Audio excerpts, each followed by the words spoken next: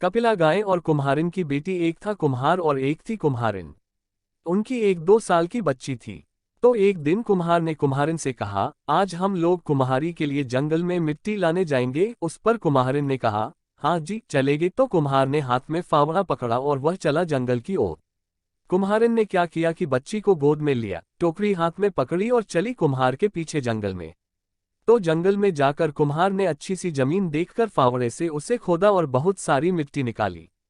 उस मिट्टी को कुम्हारिन ने टोकरी में भरा और सिर पर रख लिया। सिर पर टोकरी रखी तो वह नीचे झुककर बच्ची को गोद में उठा नहीं सकी।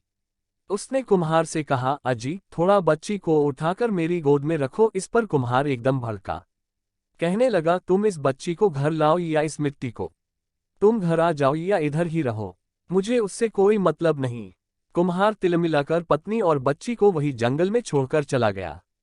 उसके जाने के बाद कुम्हारिन ने सोचा, यदि वह मिट्टी की टोकरी घर लेकर नहीं गई तो कुम्हार उसे पीटेगा।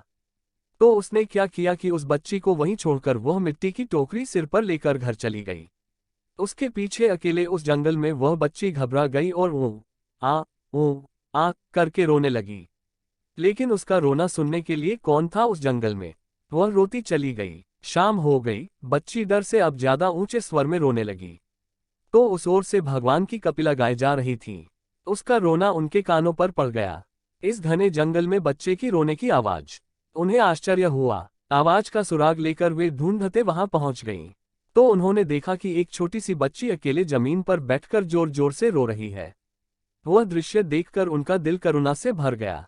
अरे, किस निर्दयी ने इस छोटी सी बालिका को इस जंगल में छोड़ा है।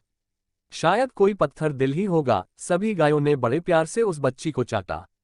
उस झुंड में एक गाय दुधारू थी। तो उसने बच्ची को अपना दूध पिलाया। पेट भरने से और गायों के प्यार से चाटने से बच्ची का रोना थम गया। वह खेलने लगी। तब गाय उसे वहां छोड़कर अपने गोठ में गईं। सुबह फिर बच्ची के पास आकर उन गायों ने उससे प्यार किया, दूध पिलाया। फिर शाम हो आई। शाम को वे वापस वहां आ गईं। ऐसा कुछ समय तक चलता रहा। गाय का धारोष्ण दूध पीने से वह बच्ची बड़ी स्वस्थ हो गई। जल्दी जल्दी बढ़ने लगी। अब वह उन गायों को ही अपनी माँ समझने लगी।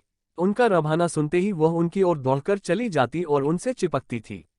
कुछ समय बाद वह और भी बड़ी हो गई और उनके पीछे पीछे जंगल में घूमने लगी।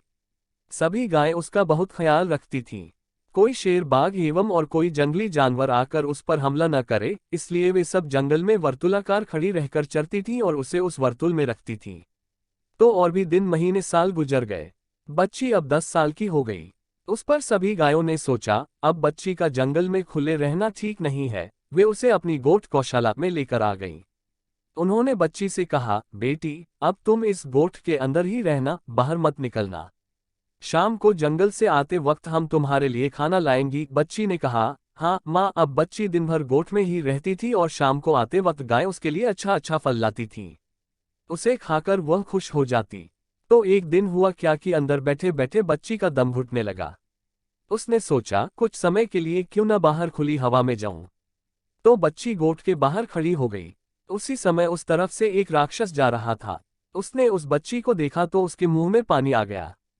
सोचा, यह बच्ची एकदम कोमल ककड़ी की तरह है। इसका गोश्त खाऊं तो दिल खुश हो जाएगा। कितने दिनों से ऐसा लज्जतदार मांस नहीं खाया है। वह बच्ची की ओर बढ़ने लगा। बच्ची ने अपनी ओर आते राक्षस को देखा तो घबरा गई। दौड़कर गोठ के अंदर चली गई और उसने दरवाजा बंद कर लिया। तब राक्षस क्रोधित हो गया। फिर भी मृदु आवाज में उसने बच्ची से कहा, मेरी लाडो बेटी, जरा दरवाजा खोल दे। तो उस गोठ के नजदीक एक आम का पेड़ था। उस पेड़ ने कहा, अरे नहीं नहीं बेटी, दरवाजा नहीं खोलना, राक्षस तुझे खा जाएगा। पेड़ के ऐसा कहने पर राक्षस को गुस्सा आ गया। वह दौड़कर उस पेड़ के पास गया और पेड़ पर जोर से एक लात लगाई।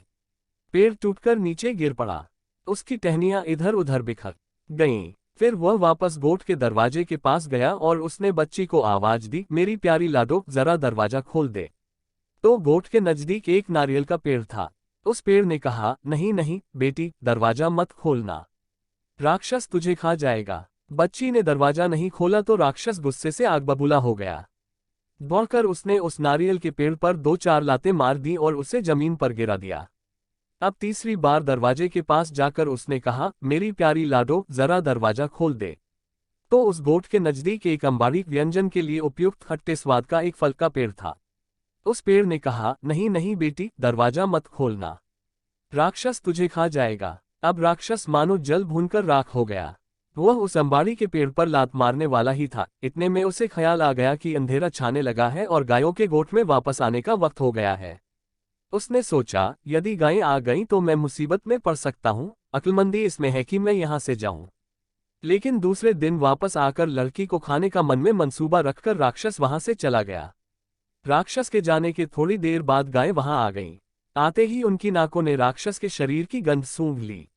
गोठ के बाहर उसके पांवों की निशानियां भी उन्होंने देखी। तो यहाँ कोई राक्षस आया हुआ है, इसका उन्हें यकीन हो गया।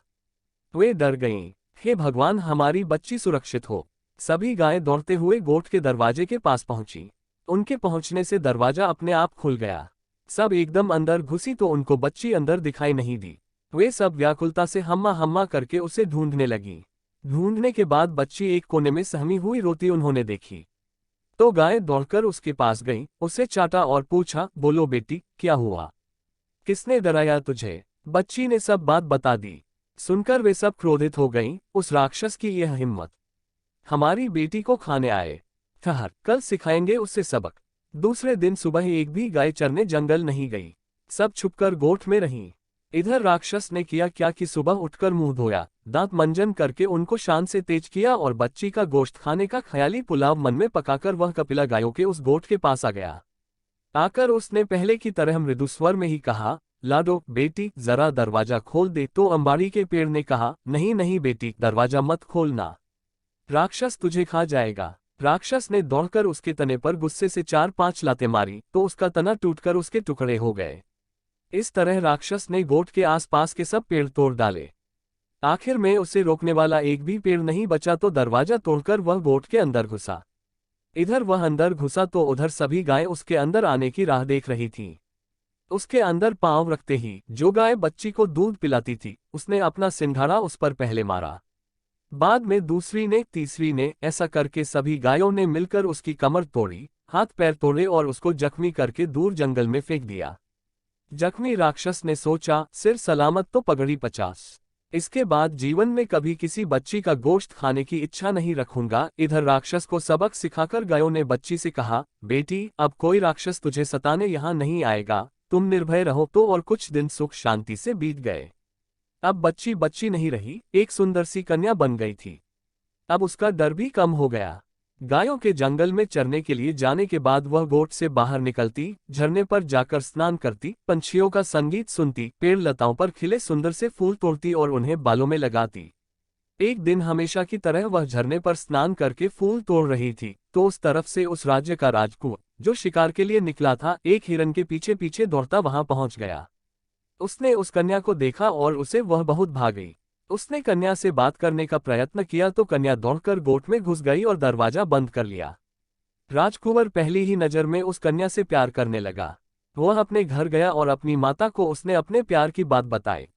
राजमाता ने वह बात राजा को बताई तो राजा ने कहा, ठीक है, जैसी पुत्र की इच्छा। यदि उसे वह कन्या पसंद है तो उसके साथ ही उसकी शादी करेंगे। राजा ने तुरंत प्रधान को आदेश दिया कि कुछ सिपाही साथ में लेकर उस वन में जाओ और उस कन्या को राजमहल में लेकर आओ। राजा के आदेशानुसार प्रधान कुछ सिपाही साथ में लेकर गया और कन्या को साथ में लेकर राजमहल आ गया। कन्या की सुंदरता देखकर राजा और रानी दोनों ही प्रभावित हो गए। अपने पुत्र की पसंद की उन्होंने प्रशंसा की। रानी ने तुरंत ही दासियों से कहकर कन्या को सुगंधित तेल और उपटन लगाकर नहलाया, उसे पहनने को अच्छे कपड़े दिए, उसे अलंकार पहनाए, उसके बाल बनाए। अब कन्या इस वेश में पहले से भी सुंदर दिखने लगी, जैसे वह स्वर्ग की अप्सरा हो। कुछ दिन तक रानी माँ ने उसे अपनी देखभाल में राजघराने की रस्में और रिवाज की शिक्षा दी। जब वह पूरी तरह राजघराने की बहू बनने योग्य हुई तो राजकुंवर और उसका बड़ी धूमधाम से विवाह किया। तो वह कुम्हार की लड़की अब राजा की बहू बन गई। उसके पास अब सारा सुख चैन था। पहनने के लिए अच्छे वस्त्र थे, हीरे जवाहरात थे, नौकर चाकर थे, प्यार करने वाला पति और सास ससुर थे, लेकिन वह खुश नहीं थी। उसे अपनी गौ माताओं की बहुत याद आती थी, इसलिए सारा सुख होते हुए भी वह दुखी थी। राजकुंवर के ध्यान में वह बात आ गई। उसने उससे पूछा, तुम्हें क्या दैख है, क्यों तुम ऐसी गुमसुम बैठती हो? उसने कहा, मुझे मेरी माताओं के पास लेकर चलो। राजकुंवर ने पूछा, कौन है तुम्हारी माता? मेरी माताएं हैं गौएं, गायें। राजकुमार चकित हो गया। उस पर कन्या ने उसे सारी कथा सुनाई। सुनकर उसने कहा, ठीक है, मैं तुम्हें तुम्हारी माताओं के पास लेकर चलता हूँ। दूसरे ही दिन राजकुमार कन्या को, यानी अपनी पत्नी को, उस जंगल में लेकर गया तो कन्या को देखकर सब गायें दौड़कर उसके पास आ गईं। कन्या भी दौड़कर उनके गले चिपक गई। गायों ने उसे ममता से चाटा, कन्या ने भी उन्हें प्यार से सहलाया। जिस कपिला गाय ने उसे अपना दूध पिलाया था, उससे तो वह बहुत देर तक चिपककर सिसकने लगी। कुछ देर के बाद गाय उठकर जंगल में चली गई और राजकुंवर अपनी पत्नी को लेकर राजमहल वापस आ गया। आते वक्त उसने एक काम किया, अपने सिपाहियों को वहां का गोट तोड़ने का आदेश दिया। जंगल से अपनी गौ माताओं से मिलकर आने के बाद कन्या, यानी वो कुम्हार की लड़की, खुशी खुशी अपने पति राजकुंवर के साथ रहने लगी। वह बहुत साल तक जीवित रही। उसके कई पुत्र पौत्र हो गए।